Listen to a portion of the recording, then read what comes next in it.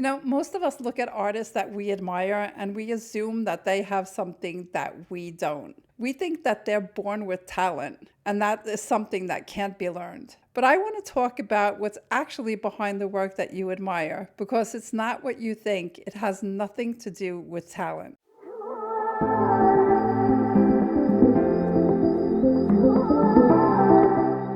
So maybe you've doubted whether you have the right to call yourself an artist. And if that's true for you, I want you to hear this. You might look at other artists and feel like they're already living the dream that you want for yourself. And that gap between where you are right now and where they are makes you feel like you're behind, like you're not good enough. But here's what I want you to know. That feeling has nothing to do with talent, and it has everything to do with practice. I didn't start painting until I was like 48, 49 years old. So I know exactly what it feels like to look around and wonder if I was too late. I used to think that I had missed lots of things and that I would never be able to become as good as I wanted to be because I didn't start early enough. But I learned something along the way. There is only you discovering what you are capable of becoming on your journey. And that unfolding is not something that has a deadline. So if you're willing to show up and do the work consistently, honestly, and even when it feels uncomfortable,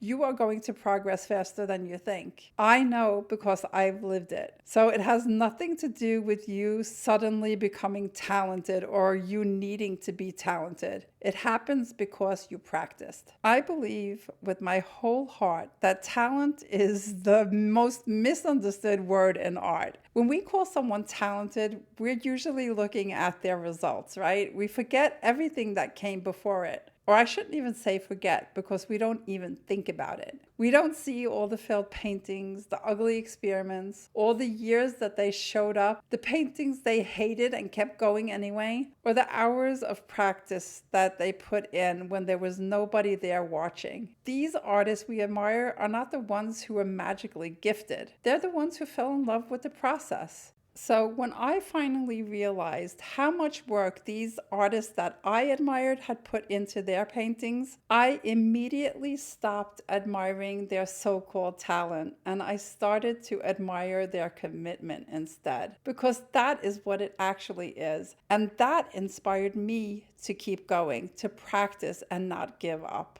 So what does practice actually teach you? So one of the most powerful ways I know to practice is in a journal. Not because it's easier, but because the pages are small, private, and that just changes everything. When you practice in a journal, you're not trying to make so-called real art. You're not trying to prove anything. You're simply learning how to make decisions, put down a darker value, a softer color, more space, and use less control. You change one thing at a time and you notice what happens. And slowly you begin to see that your abstract painting is not random. There is a visual language underneath it. So things like value, color, contrast, rhythm, variety, all of these things become easier when you practice them again and again on a page with no pressure. So a journal also teaches you how to take risks. So on a canvas, a bold move can feel terrifying, while in a journal, it feels possible. You can cover something up, you can make an ugly page, you can try a color combination that you would never dare to use on a larger painting, and slowly those small risks start to build confidence in you. It's a place where you can be vulnerable, where you can create your most honest work because nobody has to see it, and that honesty is exactly what your paintings need more of, especially when you start moving to canvas.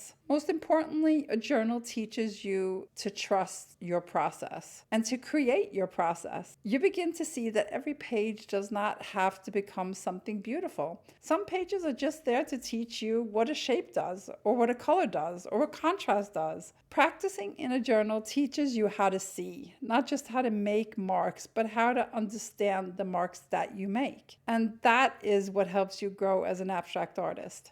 And that's not even all of it. Because when you don't practice, every painting starts to feel really important. You need it to be good. You need to prove that you can do it. And that weight makes you really hesitant because if it fails, it feels like you're failing. But when you practice regularly, one painting is no longer the whole story. It's just one step in a longer conversation that you're having with your own work.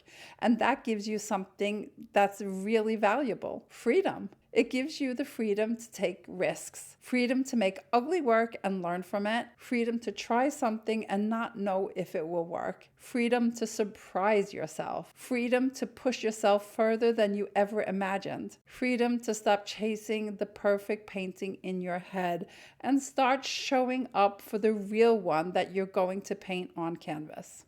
All right, so before I leave you with the rest of this painting, I want to say something that might be hard to hear. Most artists think that success means selling their work, right? Having it validated, recognized, and praised. And I understand that feeling. There's nothing wrong with wanting to have your work matter to other people. But if it's the only measure of success that you're allowing yourself, you are going to spend most of your painting life waiting for someone else to give you permission to feel proud. What I want you to know is that success in art is internal. It's the moment that you stop depending on what other people see and start trusting what you see. It's the moment that you stop worrying that people out there are not going to like your work. Because you know what? There is always going to be people out there who love what you do, no matter what you do. That shift does not come from praise. It comes from practice, from understanding your own work deeply enough to trust your own decisions. So I want you to know that you're not behind. You don't need to have started earlier. You don't need to be born with some kind of talent. You just need to practice, to show up, make the work, stay with the difficult paintings, and learn from the ones you hate. Keep going when everybody else is giving up, because the artist you want to become is not waiting for you at some distant destination. She's built slowly, day by day in the studio, one painting at a time.